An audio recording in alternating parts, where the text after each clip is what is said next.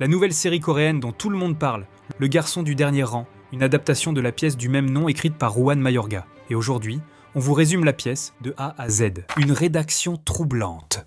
L'histoire commence avec Germain, professeur de littérature, en pleine correction de copies. 2 piles sont posées sur son bureau et Germain note les rédactions une par une. Parfois il éclate de rire, parfois la colère le gagne, mais la plupart des copies finissent avec un 0. Quand sa femme, Jeanne, rentre de l'enterrement auquel elle s'est rendue et lui propose d'aller voir un film, Germain lui montre les copies et répond que c'est bien plus divertissant. Jeanne regarde les notes. 0, 3, 0, 5, 2, 0. Elle lui demande si les copies sont si nulles que ça. Germain répond que c'est plus que médiocre et qu'il n'a jamais eu une classe aussi nulle de toute sa carrière. Mais c'est pareil chaque année. Les copies ne répondent jamais à ses exigences. Le devoir qu'il leur a donné n'a d'ailleurs rien d'exceptionnel. Ils avaient 30 minutes pour raconter leur week-end. Pour des adolescents de 17 ans, on pouvait s'attendre à des histoires intéressantes, mais le résultat était désastreux. Samedi, j'ai regardé la télé. Dimanche, j'étais fatigué et je n'ai rien fait. Les dimanches me plaisent pas. Les samedis, si, ils me plaisent. Mais samedi, mon père m'a privé de sortie et m'a pris mon portable. Voilà le genre de texte qu'il reçoit en majorité. Germain se lamente d'avoir choisi ce métier et se demande s'il existe quelque chose de plus triste que d'enseigner la littérature. Il pensait avoir accès à des chefs-d'œuvre au quotidien, tout ça pour se retrouver face à des textes horribles. Il désespère de ce niveau lamentable, et alors qu'il ne cesse de se plaindre, une copie retient son attention. Elle est signée Claude Garcia. Dès les premières lignes, la copie interpelle. Claude avoue avoir voulu s'introduire chez son camarade de classe, Rafa, et avoir inventé un prétexte pour y parvenir. Il raconte qu'il voulait entrer dans cette maison depuis longtemps et qu'il l'observait tous les après-midi, durant l'été, depuis le parc. Une nuit, il a même failli se faire surprendre par le père de Rafa. Lorsque Rafa rate son contrôle de mathématiques, il saisit l'occasion. Il lui propose de lui apprendre les maths en échange d'un coup de main en philo. Bien sûr, ce n'est qu'un prétexte, mais Rafa tombe dans le panneau. Claude se retrouve enfin devant la porte de cette maison. À peine entré, il agit méthodiquement. Il occupe Rafa avec un exercice de trigonométrie, puis s'éclipse sous prétexte d'aller chercher un soda pour explorer chaque recoin de la maison. Elle est si grande qu'on pourrait y faire entrer 4 fois la sienne. Tout y est parfaitement rangé. Une odeur attire alors son attention, l'odeur si singulière des femmes de la classe moyenne. Il la suit et découvre une femme assise sur le canapé du salon, feuilletant un magazine de décoration. C'est Esther, la mère de Rafa. Claude la fixe jusqu'à ce qu'elle lève les yeux, et lorsqu'elle l'appelle par le mauvais prénom, il la corrige. Elle l'accompagne jusqu'à la cuisine, et il observe attentivement ses mains. Une alliance à la main droite, une bague ornée d'une pierre à la gauche. Esther se sert un martini et lui dit de faire comme chez lui. Claude retourne dans la chambre de Rafa et résout lui-même les exercices de trigonométrie. Sur la dernière ligne de sa rédaction, on peut lire « Il faudra drôlement l'aider pour qu'il s'en tire en mathématiques cette année. » À suivre. Après un long silence, Germain lui donne un 7. Jeanne, stupéfaite, lui demande s'il ne devrait pas l'emmener voir le directeur, ou au moins lui faire consulter un psy. Il balaie la remarque d'un revers de main, mais Jeanne n'en démord pas. Selon elle, ce garçon se moque ouvertement de Germain, de Rafa et de la mère de Rafa. Et elle insiste pour qu'il parle avec cet élève. Germain ne dit mot, mais il est évident que cette histoire le perturbe. Le lendemain, Germain convoque Claude pour un entretien.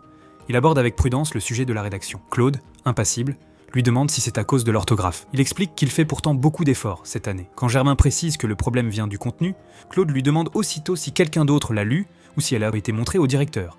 Germain répond que ce n'est pas encore le cas, mais qu'il y songe. Il laisse entendre qu'il envisage cette solution, cherchant à observer la réaction de Claude. Mais celui-ci ne laisse paraître aucune émotion et répond, sans trembler, que ce texte n'a pas été écrit pour le directeur, mais pour Germain. Quelques instants plus tard, le professeur revient à la charge. Ce n'est pas le texte lui-même qui pose problème, mais surtout les mots entre les lignes, ainsi que son ton profondément sarcastique. Il lui demande ce qui se passerait si cette rédaction était lue à voix haute devant toute la classe et comment Rafa se sentirait s'il entendait une telle histoire racontée sur lui. Mais Claude répond froidement que les sentiments de Rafa ne le concernent pas. Après tout, ce texte n'a pas été écrit pour être montré à Rafa. Au contraire, c'est bien Germain lui-même qui leur a demandé d'écrire sur ce qu'ils avaient fait pendant le week-end. Il lui renvoie donc la responsabilité en affirmant que toute cette histoire est née de l'idée du professeur. Un bref silence s'installe. Aucun remords, aucune explication. Alors que l'entretien touche maladroitement à sa fin, Claude sort une feuille de son sac. Il explique qu'il s'agit du devoir sur les adjectifs et qu'il préfère le rendre à l'avance, car il compte se concentrer sur les maths ce week-end. Germain le prend, abasourdi, et regarde Claude quitter la salle. Il commence à lire et se rend compte que c'est la suite de l'histoire. La consigne était d'utiliser 10 adjectifs imposés. Claude les a tous intégrés naturellement dans l'histoire de la famille de Rafa. Cette fois, il raconte sa deuxième visite. Rafa est félicité par son prof de maths pour ses progrès. Fou de joie, il réinvite Claude chez lui. Une femme brune dont il est difficile de deviner l'âge, comme l'écrit Claude, leur ouvre la porte. C'est bien sûr la mère de Rafa. Elle retourne au salon, un magazine de décoration et un mètre ruban à la main, et mesure le mur. Quand Rafa annonce qu'il a obtenu une bonne note en mathématiques, elle se réjouit et leur apporte un goûter. Dans sa rédaction, Claude décrit le quotidien de cette famille en détail. Ils ont une statuette de dragon en porcelaine chinoise posée sur leur téléviseur. À côté, une photo de famille prise sur une plage. On y voit le père, la mère, Rafa et une grande sœur qui semble un peu plus âgée que lui. Claude écrit que le dragon a l'air menaçant. Il semble prêt à dévorer toute la famille. Le garçon du dernier rang. Germain montre le texte à Jeanne et lui demande ce qu'elle en pense. Après quelques lignes, elle le repose, écœurée par son contenu. Germain l'interroge sur sa réaction et elle répond que c'est un texte répugnant, que ce garçon est dangereux. La façon dont il s'introduit chez les gens, la manière dont il fixe Esther sans la quitter des yeux, elle estime qu'il faudrait rencontrer ses parents et lui faire suivre une thérapie. Germain n'est pas d'accord et pense que ce n'est qu'un adolescent en colère contre le monde. Le vrai danger, selon lui, ce sont les autres élèves. Jeanne le reprend aussitôt. Elle lui dit de ne pas tous les mettre dans le même sac et lui conseille d'oublier ses préjugés. Puis elle lui demande quel genre de garçon est Claude, selon lui. Germain répond « Claude est toujours assis, au dernier rang. Il ne parle jamais et ne participe pas aux cours.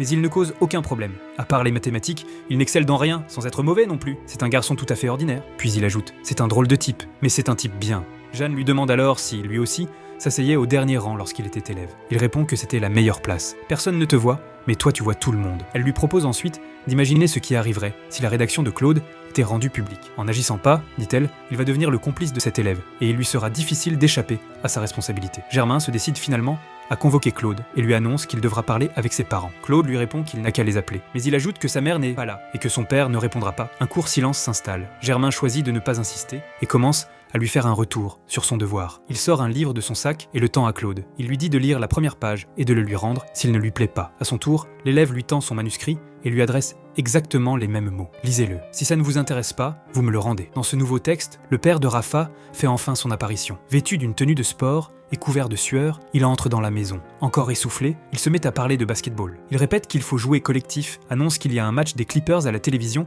et propose de commander une pizza tout en invitant Claude à regarder le match avec eux. Germain interrompt sa lecture et demande si Claude s'est lancé dans la parodie. Il trouve que la façon dont cet homme entre en scène et s'exprime semble exagérée pour faire rire le lecteur. Claude répond que non, que le père de Rafa est vraiment comme ça. Devant la perplexité de Germain, Claude insiste, c'est bien la réalité. Germain lui demande alors si c'est du réalisme, comme si tout avait été filmé en caméra cachée. Claude lui dit qu'il ne met pas tout. Par exemple, il n'a pas précisé la couleur du survêtement. Qu'il soit bleu ou vert, ça n'a aucune importance. Germain acquiesce, puis lui pose une autre question. Pourquoi tu es passé au présent ? Claude répond brièvement. C'est une manière de rester dans la maison. Germain garde le silence un instant, puis l'invite à poursuivre sa lecture. Le manuscrit continue avec les trois personnages, assis sur le canapé, à manger une pizza, tout en regardant le match de basket. Le père de Rafa explique qu'il y a un joueur coréen chez les Clippers, puis, sans aucun rapport, se met à parler de la Chine comme s'il connaissait tout des Chinois. Alors qu'en réalité, sa seule expérience de la Chine se résumait à un voyage d'affaires d'une semaine, 10 ans plus tôt. À partir de la seconde mi-temps, Esther les rejoint devant la télévision, mais elle ne semble pas intéressée par le match et se contente de feuilleter son magazine de décoration. À ce moment-là, le téléphone du père de Rafa sonne. Quelqu'un lui demande de venir chercher une personne à l'aéroport. À peine le père de Rafa quitte-t-il la maison que les Clippers commencent leur remontée. Et dans les toutes dernières secondes, une erreur d'arbitrage leur offre la victoire. Comme toujours, le manuscrit se termine par « à suivre ». Germain reconnaît que le texte est très bien écrit, mais seulement si son objectif est de faire rire les lecteurs en tournant ses personnages en ridicule. Il souligne alors que si c'est ça, l'ambition de Claude, on ne peut pas faire plus médiocre. Puis, il lui pose la question que tout écrivain devrait se poser, à savoir pour qui il écrit réellement. Car mettre en lumière le pire chez quelqu'un, afin que les lecteurs se sentent supérieurs et se moquent, c'est un jeu d'enfant. Il suffit de ne montrer que son côté le plus ridicule. Germain affirme que la véritable difficulté consiste à observer une personne de très près, sans le moindre préjugé, à comprendre les raisons cachées derrière chacun de ses actes, ses blessures les plus profondes, ses espoirs et son désespoir, à tout comprendre pour révéler la beauté de la douleur humaine. C'est cela, explique-t-il, qui fait un véritable écrivain. Il tend un autre livre à Claude. Une obsession grandissante. Après avoir lu le manuscrit, Jeanne s'exclame. Ce garçon joue avec toi, selon elle. Cette deuxième version est encore plus cruelle que la première. Germain, quant à lui, devient peu à peu accro au texte de Claude. Il lui fait un retour sur son travail et lui explique que tout le monde sait déjà tout de la mesquinerie de la classe moyenne. Il ajoute que c'est pourtant dans cette banalité que Tolstoï a écrit sur l'aristocratie russe dans Anna Karénine et lui conseille de viser bien plus haut. Claude lui répond qu'il n'a fait que suivre son conseil de les observer de près.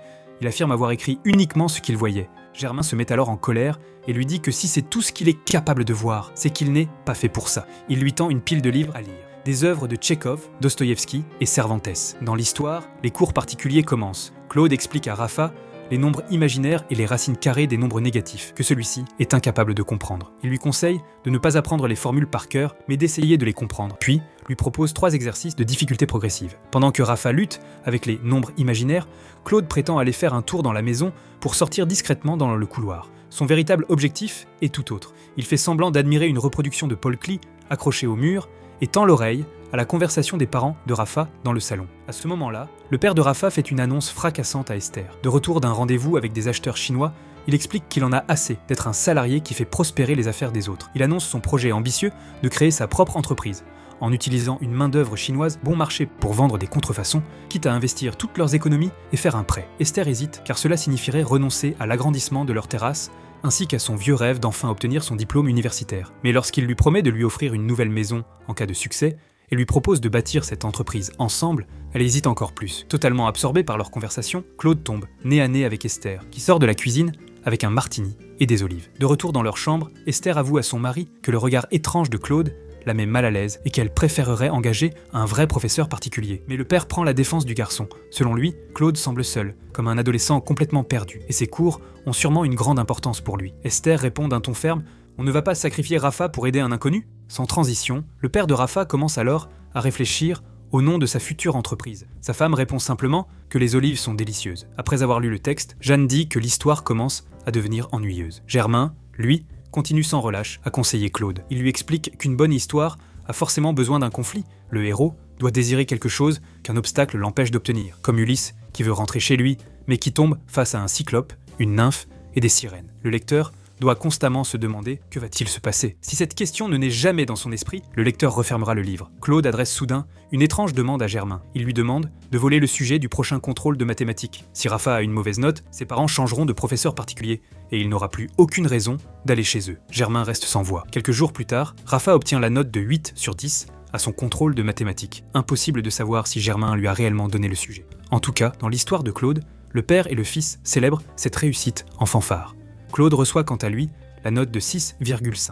Le père de Rafa lui dit qu'il fait désormais partie de l'équipe et l'invite à venir jouer au basket avec eux le week-end. Claude refuse poliment, mais sur le chemin du retour, il pense en silence. J'essaye de m'imaginer, moi et mon père, tapant sur un ballon pour le lancer dans un arceau, mais je n'y arrive pas. Le samedi après-midi, alors que Rafa et son père sont partis jouer au basket, Claude revient seul chez Esther. Il prétend avoir oublié son manuel de mathématiques. Germain ne comprend pas ce qu'il cherche à faire. L'élève lui répond qu'il a ajouté un conflit, comme il le lui avait recommandé. En découvrant la suite du récit, Jeanne avertit Germain que tout ça finira très mal. Germain le reconnaît, en partie, mais il est incapable de s'arrêter. Selon lui, Claude est l'élève le plus singulier qu'il ait jamais rencontré et le seul qui comprenne réellement ce qu'il enseigne. Jeanne le questionne. « Et Rafa, ce n'est pas ton élève lui aussi ? Tu n'as aucune responsabilité envers lui ?» Germain répond que si, bien sûr. Mais il continue. Même s'il sait qu'il devient peu à peu le complice de cette histoire, il brûle d'envie de lire la suite. Alors il prête toujours plus de livres à Claude et lui fait des remarques qui ressemblent autant à des compliments qu'à des critiques. Il lui dit que son texte est meilleur que la plupart de ceux publiés aujourd'hui et que ses dialogues sont pleins de vie. Mais il ajoute qu'au fond, l'intrigue ressemble à celle d'une série télé ordinaire. Avant de lui lancer « C'est à ça que tu aspires ? Écrire pour la télé ?» Au stylo rouge, Germain entoure les trop nombreux lieux communs qui figurent encore dans le manuscrit. Il critique sévèrement la pauvreté du vocabulaire et la paresse de son écriture. Il insiste aussi sur le fait qu'il ne faut pas tout expliquer au lecteur, mais lui faire confiance. Au lieu de décrire les émotions dans les moindres détails, il faut les montrer à travers les actions. Il ajoute également que la voix du narrateur prend beaucoup trop de place, au point d'effacer Rafa et ses parents. Ton personnage n'est pas si intéressant que ça. Recule d'un pas en tant que narrateur et laisse tes personnages exister. Touché dans son orgueil, Claude réplique « Mais si vous savez comment faire, pourquoi vous n'écrivez pas vos propres romans ?» Germain répond calmement qu'il a déjà essayé dans le passé, mais qu'il a compris qu'il n'était pas assez bon. Puis, il regarde Claude droit dans les yeux et lui dit avec une profonde sincérité « Toi non plus, tu n'es pas suffisamment bon, mais tu as un don. Si tu le respectes, un jour, tu seras écrivain. » Il aborde ensuite l'un des éléments les plus importants d'une œuvre, son titre. Il propose « Le garçon du dernier rang ». Mais Claude, qui l'écoutait en silence, secoue la tête. Il affirme qu'il préfère le titre « Les nombres imaginaires ». Comme ils ne parviennent pas à se mettre d'accord, Germain conclut qu'ils s'arrêteront là pour aujourd'hui et met fin à leur discussion. Claude semble soudain remarquer les regards autour d'eux et lance discrètement à Germain « Monsieur, vous ne pensez pas qu'on devrait commencer à se voir ailleurs ?» Les autres élèves ont commencé à remarquer qu'ils restent tous les deux seuls dans la salle après les cours, et ils commencent à jaser. Puis il ajoute « Les gens ont une imagination débordante ?» Le conflit. Un incident vient tout bouleverser. Pendant le cours, Germain appelle soudain Rafa au tableau, puis il commence à relever une à une les erreurs dans sa rédaction. La classe éclate de rire, et sous les regards de tous, Rafa se sent complètement humilié. Germain pense faire son travail, mais cette scène ressemble bien davantage à une humiliation publique. Cet incident survient peu après que le professeur a reproché à Claude que le Rafa de son histoire était un personnage sans conflit et qu'il n'avait donc aucune raison d'exister dans l'histoire. Quelques jours plus tard, Rafa, incapable d'oublier cette humiliation, se confie à Claude. Claude lui conseille alors d'écrire un article pour le journal du lycée, Le Flambeau. Il lui propose même un titre, Le Tableau vide. Il y a un détail important. Le rédacteur en chef du journal du lycée n'est autre que Germain. Claude voulait voir si le professeur qui lit ses textes chaque jour oserait publier l'article d'un élève qui le critique ouvertement. Quelque temps plus tard, l'article de Rafa, Le Tableau vide, est effectivement publié dans le journal. Quand Germain le rapporte chez lui, Jeanne le lit puis lui dit « C'est plutôt bien écrit et bien argumenté. Ce garçon raisonne bien. Cette fois, c'est bien toi qui as eu tort. Tu aurais dû t'arrêter dès que tu as entendu les rires. » Germain, un peu embarrassé, admet qu'elle a raison. L'homme qui passait son temps à déplorer le faible niveau de ses élèves prend enfin conscience que c'est lui qui les blessait. Pour présenter de vraies excuses à Rafa, il s'entraîne, seul, à l'école. Mais même après plusieurs essais, les mots refusent de sortir comme il faut. Jeanne finit par rédiger quelques phrases à sa place, et Germain les apprend mot pour mot, avant de présenter ses excuses à Rafa le lendemain en classe. Germain répétait sans cesse à Claude qu'il fallait regarder les gens sans préjugés et les observer de près. Pourtant, il avait lui-même été incapable d'agir ainsi avec Rafa. C'est à travers cet événement que ces contradictions remontent, pour la première fois, à la surface. Plus profond, plus dangereux. Pendant ce temps, le manuscrit de Claude devient de plus en plus audacieux. Lorsque Claude se retrouve seul avec Esther sur la terrasse, il lui avoue qu'il observait leur maison depuis le banc du parc tout l'été, même la nuit. Il les regardait aussi, dîner sur cette terrasse, tous les trois. Un long silence s'installe. Esther se lève, mais ses jambes se dérobent. Claude s'empresse de la rattraper. Elle explique qu'elle a subi une opération de la colonne vertébrale et qu'elle ne sera jamais totalement guérie, qu'elle ne peut plus ni courir, ni danser. Il se souvient alors des 7 paires de chaussures qu'il avait vues dans sa chambre. Quelques jours plus tard, lorsqu'il se retrouve seul avec Esther dans la cuisine, il lui tend un papier écrit à la main. Même la pluie ne se déchausse pas pour danser. Esther lui demande ce que cette phrase signifie. Il répond que ce n'est pas le sens qui compte, mais ce que l'on ressent en le lisant. En lisant cette scène, Germain affirme « Ils ne comprendront pas ta poésie. Ces gens sont quasi analphabètes. Il n'y a pas un gramme de poésie dans cette maison. » Claude rétorque que c'est ce qu'il lui avait dit de faire. Observer sans préjugés, que plus on regarde de près, plus les choses peuvent apparaître autrement. Dans le texte, Esther lit le poème et fond en larmes. Claude les essuie et ils s'embrassent. Quelques jours plus tard, Rafa pose à Claude une question philosophique. Dans un match, un joueur cogne un joueur de ton équipe et le blesse. Qu'est-ce que tu ferais ? Rafa répond lui-même à sa propre question. Kant dit qu'il ne faut pas rendre œil pour œil et dent pour dent. Mais moi, je rendrai coup pour coup. Si on s'en prend au mien, je refuse de laisser passer. Ce n'était pas une simple discussion. Rafa avait déjà compris quelque chose. En réalité, il avait remarqué que Claude séchait souvent les cours et devenait de plus en plus étrange. Il s'était donc mis à le suivre discrètement. C'est là qu'il l'avait vu retrouver un homme. Le lendemain, pendant le cours de mathématiques, Rafa lui dit qu'il l'a suivi la veille, qu'il a trouvé sa maison et qu'il l'a vu avec quelqu'un. Claude ne répond pas. Rafa continue, pas besoin de Kant ni de Sénèque. Si quelqu'un touche au mien, je le frappe. C'est ma philosophie. Le lendemain, Germain remarque un bleu sur le visage de Claude et lui demande ce qui s'est passé. Mais Claude ne répond pas. Il demande seulement pourquoi il a été convoqué. Germain remarque qu'il n'a rien écrit depuis 10 jours et lui demande s'il est encore en colère à cause de ses critiques. La réponse de Claude est glaciale. J'ai arrêté, je n'écris plus, j'ai décidé de me concentrer sur les maths. Les mathématiques ne déçoivent jamais. Il annonce aussi qu'il ne retournera plus chez Rafa et que son roman s'arrête ici. Germain, déstabilisé, refuse que l'histoire se termine ainsi sans raison et lui ordonne de trouver une fin. Claude, avec un sourire cynique, lui propose 4 options. À vous de choisir. Option A, Claude s'échappe avec Esther. Option B, Claude tue toute la famille et récupère Esther et la maison. Option C, la famille de Rafa tue Claude. Option D, Esther brûle la maison avec les 3 hommes à l'intérieur. Choisissez-en une et écrivez-la vous-même. Une fin exceptionnelle. Face à l'élève, assis au sommet de son audace, qui le provoque ouvertement, Germain ne recule pas et réplique « Si tu n'écris pas la fin, je l'écrirai moi-même ». Puis il lui transmet les 2 conditions absolues qu'une fin digne de ce nom doit respecter. Une fin vraiment excellente est celle qui, une fois lue, fait dire au lecteur « Je ne m'attendais pas à ça et pourtant, ça ne pouvait pas finir autrement ». En d'autres termes, une fin doit être à la fois nécessaire et imprévisible, inévitable et surprenante. Germain fixe Claude droit dans les yeux et le pousse à trouver lui-même cette fin, qu'elle réconforte le lecteur ou qu'elle l'abandonne à sa blessure. Tu n'oses pas conclure ? Tu as peur ? Et tu veux que je le fasse à ta place ? Sous cette provocation glaciale, la tension entre les deux atteint son paroxysme. Claude se réveille comme chaque matin. Mais il ressent que c'est une journée différente des autres. Aujourd'hui, il doit mettre un point final à son histoire. Il se lève tôt, prépare le repas de son père et quitte la maison à 8 heures, comme d'habitude. Mais son esprit est occupé par une seule idée. Les conditions pour une fin parfaite formulée par Germain. Nécessaire et imprévisible, inévitable et surprenante. Il est obsédé par l'idée de la trouver aujourd'hui. Claude sèche les cours et marche dans la direction opposée au lycée. Il monte dans un bus avec un énorme sac. À 9 h précises, il arrive devant la galerie de Jeanne, la femme de Germain. Sur la façade, le nom de la galerie, le labyrinthe du Minotaure, est accompagné d'une pancarte à louer. À l'ouverture, à 10 h, Claude entre. Il est aussitôt saisi d'une étrange intuition. Même si Jeanne ne l'a jamais vu, elle semble le reconnaître instinctivement. Claude pense qu'elle en sait beaucoup sur lui, tandis que lui-même ignore presque tout d'elle. Mais il se rend compte qu'en réalité, il sait quelques détails sur elle, qu'elle vit avec un homme, qu'ils n'ont pas d'enfant, et que son mari parle en secret, avec mépris, des œuvres exposées dans cette galerie. Germain méprise son art, qu'il qualifie de déchet ou art pour malade. Claude s'approche de Jeanne et lui dit qu'il est venu rendre des livres, ne connaissant pas l'adresse du professeur. Quand elle lui demande pourquoi il n'est pas au lycée, il répond qu'il a arrêté, qu'il pense pouvoir vivre de cours de mathématiques, ou peut-être en écrivant pour des catalogues d'art contemporain, car son prof de lettres lui a dit qu'il serait bon dans ce domaine. En parcourant la galerie, Claude s'arrête devant une œuvre. Il dit qu'il y voit du silence, comme si le bruit du monde s'était figé. Quand Jeanne lui dit qu'aucune œuvre ne s'est vendue, Claude répond « Les gens n'aiment pas l'art, ils aiment la décoration ». Puis il lui tend un magazine d'intérieur d'Esther. Jeanne lui propose de déjeuner avec elle. Après le repas, elle s'endort un moment sur le canapé. Elle s'est attachée à lui parce qu'il lui rappelle quelque chose de la jeunesse de Germain. Claude s'assied en silence à côté d'elle, écrit son dernier chapitre, puis, avant qu'elle ne se réveille, prend son sac vide et quitte la galerie sans bruit. Ce soir-là, lorsque Germain rentre chez lui, Jeanne lui annonce que Claude est venu dans la journée. Le visage de Germain se fige, instantanément. Jeanne lui montre le bureau. À l'intérieur, les livres qu'il avait prêtés à Claude sont tous rangés à leur place, comme si rien ne s'était passé. Puis, Jeanne lui tend le dernier manuscrit. Jeanne y est décrite, avec ce même style, ce même regard d'une intensité troublante qui décrivait Esther.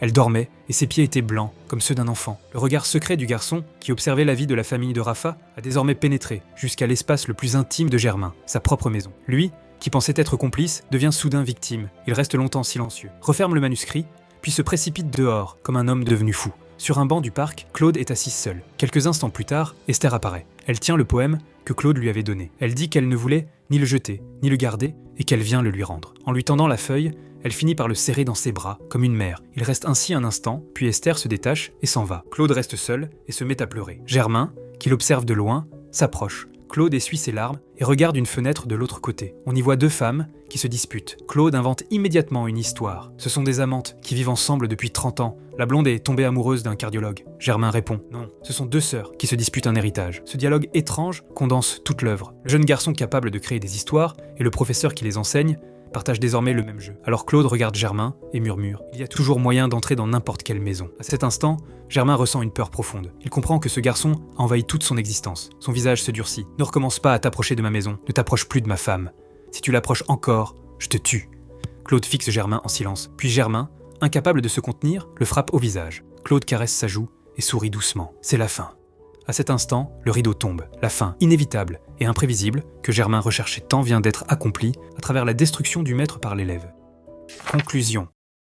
Le garçon du dernier rang est l'histoire d'un garçon assis au fond de la classe, silencieux, qui observe tout le monde comme si de rien n'était. Depuis le dernier rang, on peut voir le dos de tout le monde, les mains qui gribouillent, les élèves qui somnolent, mais ceux de devant ne se retournent jamais vers le dernier rang.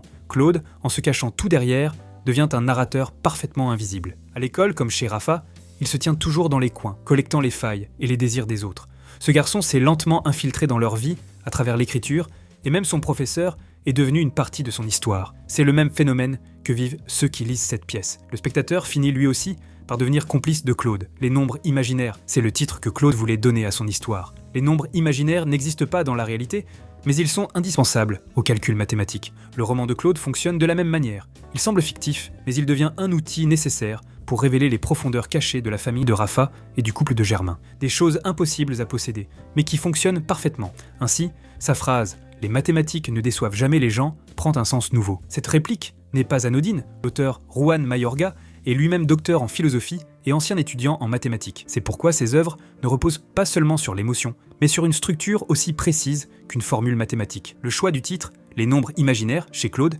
fait écho à cette formation scientifique de l'auteur. Dans la dernière scène, où Germain gifle Claude, ce dernier ne pleure pas. Il sourit doucement et dit « c'est la fin ». Germain était jusqu'ici un lecteur extérieur à l'histoire, corrigeant et commentant le manuscrit. Mais à cet instant, il entre pour la première fois dans la fiction. C'est exactement le moment où Claude remplit la condition que Germain lui avait enseignée, nécessaire et imprévisible, inévitable et surprenante. Le professeur a lui-même contribué à construire la fin. Cette pièce montre avec finesse la disparition des frontières entre enseignants et élèves, observateurs et observés, jusqu'à leur effondrement total. Cette histoire précise et glaçante a également attiré l'attention du réalisateur François Ozon et a inspiré son film de 2012, Dans la maison. La version filmée a reçu de nombreuses critiques élogieuses, notamment pour sa manière de transformer le voyeurisme humain en thriller littéraire. Ce qui est intéressant, c'est que le film et la pièce n'ont pas la même fin. Dans la pièce, comme nous l'avons vu, Germain finit par gifler Claude dans une rupture brutale. Dans le film, en revanche, les deux personnages sont assis côte à côte sur un banc, regardant les fenêtres des immeubles et continuent à imaginer des histoires, en répétant « il y a toujours un moyen d'entrer dans une maison ». Une fin troublante, où réalité et fiction s'effondrent complètement et où les deux personnages semblent piégés à jamais dans un labyrinthe d'histoires. L'auteur Juan Mayorga a expliqué que cette œuvre était née de son expérience lorsqu'il enseignait dans un lycée, après avoir lu la rédaction d'un élève qui révélait des détails très intimes de sa vie. La série Le garçon du dernier rang est désormais disponible sur Netflix. On ne peut bien sûr que recommander de lire la pièce originale qui conserve une tension encore plus nue et théâtrale que le film, une vidéo de bouquin malin. Œuvre, Le garçon du dernier rang, auteur, Juan Mayorga.